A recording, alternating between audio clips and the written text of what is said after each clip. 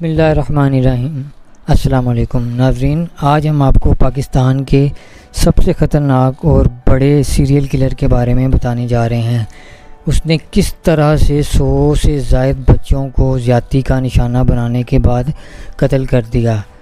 وہ کہتا ہے کہ میرا نام جاوید اقبال ہے، میں ایک بہت بڑا مجرم ہوں، 100 سے زائد بچوں کو جنسی تشدد کے بعد قتل کر چکا ہوں۔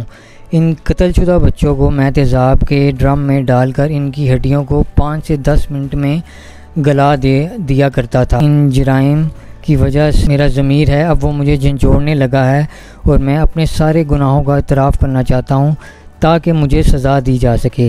میں پولیس کے پاس نہیں جا رہا کیونکہ مجھے پتہ ہے کہ مجھے پولیس مقابلے میں مار دیں گی اور میری جو کہانی ہے وہ دنیا کے سامنے نہیں آ سکے گی۔ ناظرین، یہ الفاظ ہیں پاکستان کے سب سے بڑے سیریل کلر کے، جس نے روزنامہ جنگ کے ایڈیٹر خاور نعیم ہاشمی کو خط لکھ کر اپنے جرم کا اعتراف کیا۔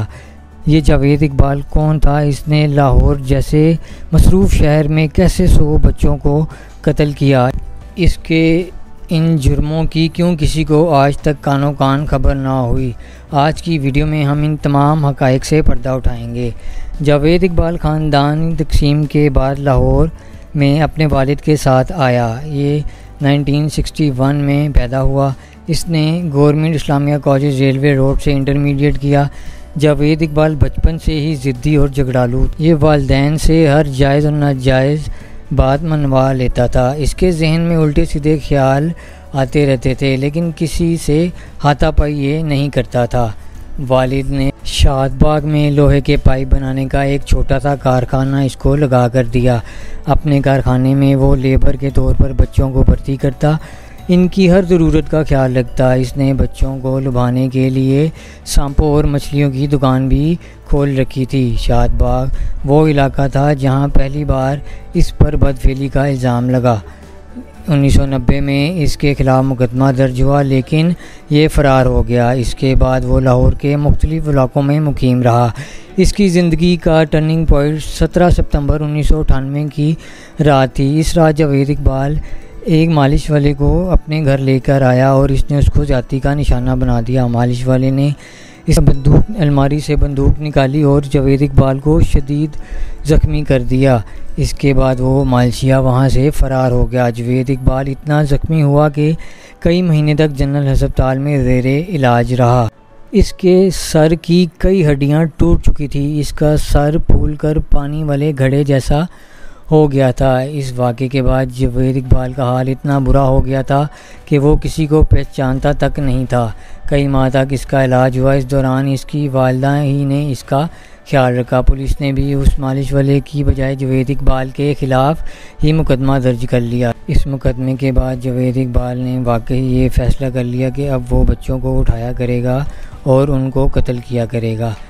بچوں کے قتل کے سلسلے کا آغاز 1999 کو ہوا۔ 26 جولائی کو جاوید اقبال کی والدہ کا انتقال ہوا تو اس کے بعد بچوں کی زیادتی میں تیزی آ گئی۔ اس کا طریقہ واردات یہ تھا کہ یہ داتا دربار سے گھر سے بھاگے ہوئے بچوں کو اپنے پاس لاتا، انہیں اچھے کپڑے پہناتا، کھانا کھلاتا اور پھر ان کو مار دیتا، اور جب وہ بچہ مر جاتا تو اس کو وہ تیزاب کے ڈرم میں ڈال دیتا جہاں سے اس کی ہڈیاں اور گوشت سب کچھ تھوڑی ہی دیر میں گل سڑ جاتا ہے اور کوئی نشانی نہ ملتی۔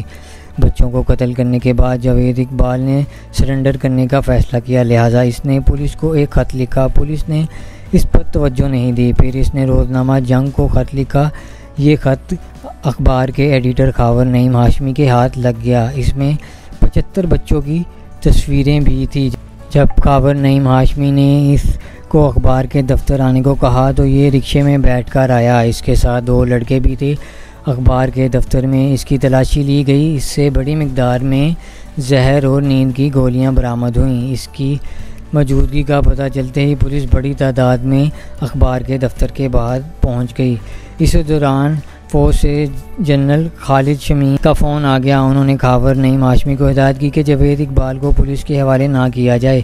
جاوید اقبال کا نفسیاتی معائنہ کرنے والے ڈاکٹر سہیل نے وائس آف امریکہ کو بتایا کہ جب جاوید اقبال نے روزنامہ جنگ کے دفتر میں خود کو سرنڈر کیا وہ 31 دسمبر 1999 کی رات تھی۔ اس نے بہت ہی سوچ سمجھ کر بڑا فیصلہ لیا، کیونکہ 1 جنوری کو اگلے دن نئی صدی کا پہلا دن تھا۔ ساری دنیا کے اخباروں میں 20ویں صدی کا سب سے بڑا سیریل کلر کی ہیڈ لائن لگی ہوئی تھی، اور جاوید اقبال ایک ہی رات میں اپنے آپ کو ثابت کر کے چلا گیا۔